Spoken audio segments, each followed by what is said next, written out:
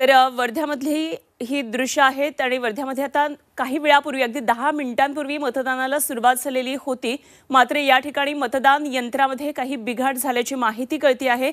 त्यामुळे लवकरात लवकर हा बिघाड दुरुस्त होईल आणि पुढच्या मतदान प्रक्रियेला सुरुवात होईल अशी आशा व्यक्त करण्यात येते। मात्र वर्ध्यामध्ये सुद्धा उन्हाचा तडाखा मोठा असल्यामुळे लवकरात लवकर नागरिक बाहेर येतील आणि आपल्या मतदानाचा हक्क बजावतील अशी आशा असताना लोकांनी गर्दी सुद्धा करायला सुरुवात केलेली आहे, रांगा लावायला सुरुवात केलेली आहे। मात्र या ठिकाणच्या मतदान केंद्रातलं एक मतदान यंत्र बंद पडलेलं असल्याचं कळतं आहे।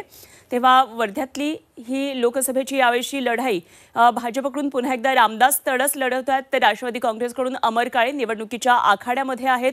तर तडस आणि खासदारकीची हॅट्रिक करण्याची त्यांना संधी पक्षाकडून उपलब्ध करून देण्यात आलेली आहे।